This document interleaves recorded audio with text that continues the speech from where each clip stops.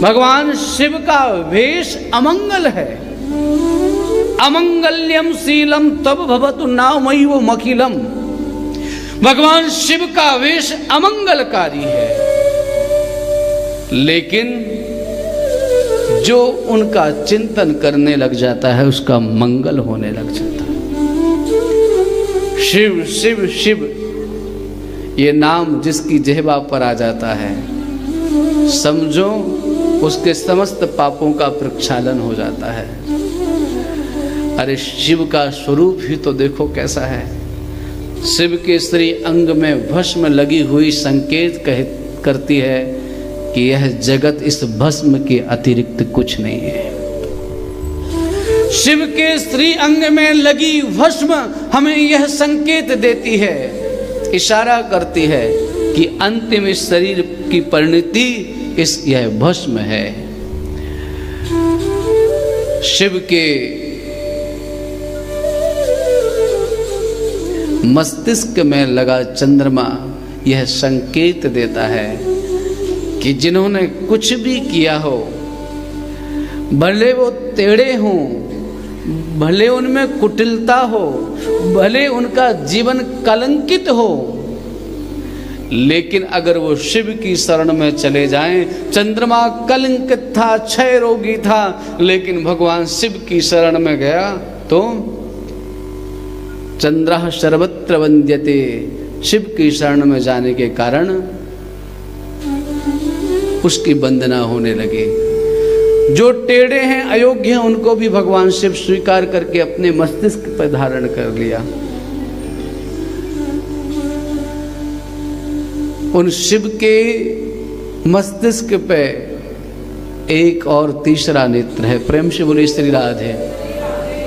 और वह तीसरा नेत्र क्या है? भगवान शिव का तीसरा नेत्र है विवेक का नेत्र। भगवान शिव मानो संकेत कहते हैं, दो आंखें तो तुम्हारी हमेशा खुली रहती हैं, लेकिन जब कोई बड़ा काम करना हो, जब कोई बड़ा निर्णय लेना हो, जब कुछ अच्छा करना हो, तो तीसरा नेत्र खोलो। और वो तीसरा नेत्र सबके पास है, ऐसा नहीं भगवान शिव के पास है ही है। हम सब के पास भी तीन नेत्र हैं। दो नेत्र वो जो हम सबको दिखाई देते हैं, और एक नेत्र वह है जो अंदर की हमें दृष्टि देता है, हमें अच्छे बुरे के विषय में बताता है, क्या सही है क्या गलत है उसके विषय में बताता है, वो है विवेक का नेत्र। तो विवेक की दृष्टि, भगवान शिव का तीसरा नेत्र विवेक की ओर संकेत करता है। भगवान शिव के हाथ में त्रिशूल है। दैहिक, दैविक, भौतिक जो तीन प्रकार के ताप हैं, उन तापों को वो हरण करने वाला है। भगवान शिव के मस्तिष्क पर गंगा है, और गंगा धवलता का प्रतीक है, निर्मलता का प्रतीक है। गंगा ज्ञान का प्रतीक है। मानो भगवान शिव मस्तिष्क पे ज्ञान, हाँ, उनके हृदय है, और ये संकेत देते हैं कि हमारे जीवन में ज्ञान का स्थान यहाँ होना चाहिए, हाँ, सिर पे। प्रेम से बोलिए श्री राधे। भगवान शिव के हाथ में डमरू भी है। प्रेम से बोलिए श्री राधे।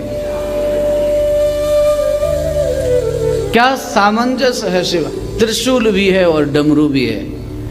भगवान शिव कहते हैं कि जब आवश्यकता हो, भगवान शिव संकेत देते हैं, बहुत ध्यान से सुनिएगा। उनके हाथ में डमरू भी है और उनके हाथ में त्रिशूल भी है।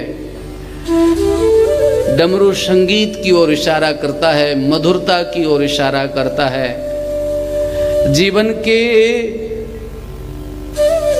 सौंदर्य की ओर इशारा करता है। लेकिन उनका त्रिशूल दूसरी ओर श्रृंगार कर, मानो एक कठोरता और करुणा दोनों को वो धारण करते हैं।